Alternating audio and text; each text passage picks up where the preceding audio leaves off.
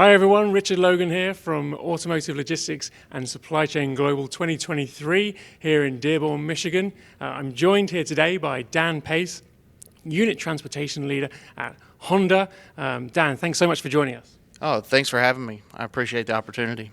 Yeah, absolutely. And earlier you were on a panel looking at network optimization and efficiency. Daniel, let's get straight into it. We've spent a lot of time in this conference already, and will do, talking about the increased volatility in the market.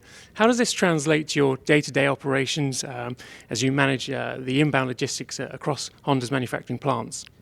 Oh, yes, the increased volatility has really translated itself in the form of volatile demand that we've been having to deal with. So what that's done is challenged us to get more creative with the way that we route and to put a lot more thought into it, into a new way of thinking rather than the way that we've always done it.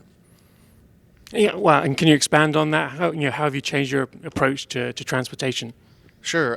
So our approach to transportation previously was we had longer standing routes that ran statically with static demand.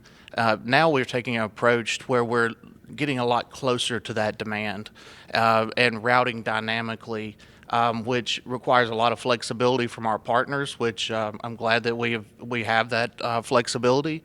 But and we have to be very agile to that changing demand and be able to adapt very quickly.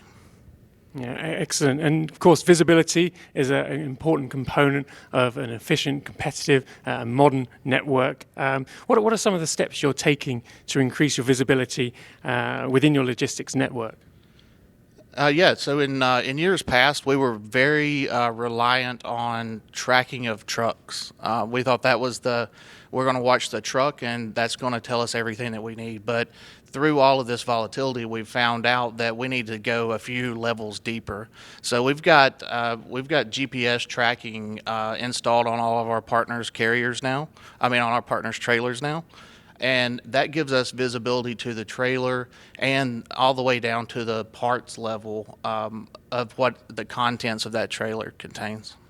Wow, so that's real game-changing, next-level technology. Yeah, it's been a game changer for us in several different avenues, even ones that we didn't think about, like in yard management. Before we were seeing trailers in transit and watching them and making sure we didn't have an exception or an abnormal late shipment. But now once the product is dropped on the yard and we have full visibility of the trailer's moves inside of our facility. So that was a new benefit that we didn't see initially, but we're continuing to gain those benefits. Yeah, excellent. And of course, reducing emissions now integral for any supply chain operation and an increasingly important KPI for someone like yourself. How are you balancing the need for green solutions with more traditional metrics across your transport network?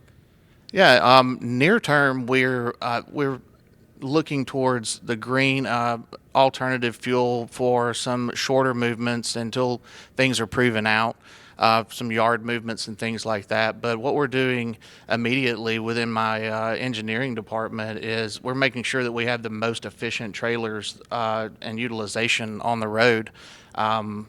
And that leads to less emissions by just strictly reducing miles and the number of trucks on the road. Yeah, excellent point. And perhaps one final question. Again, a key conference topic has been this transition and transformation to electrification within the industry.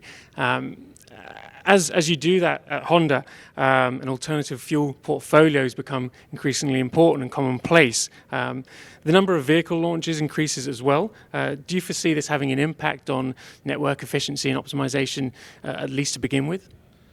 To begin with, I know there's certain things that we do know that it's going to have an increase in the amount of origins and destinations that we ship to. So our scope will grow, but we're working to position ourselves with different types of software, different partners, new technologies that will help us be ready for when that time comes. Yeah, well, it sounds like you're well on the way, but some exciting opportunities ahead, not least for Honda, but for your partners and the wider supply chain as well. Dan, thanks so much for taking the time to share some insights. We'll delve deeper into these topics and more, of course, with the panel coming up. Looking forward to it. But for now, thank you very much, and we'll see you again soon. All right, thank you.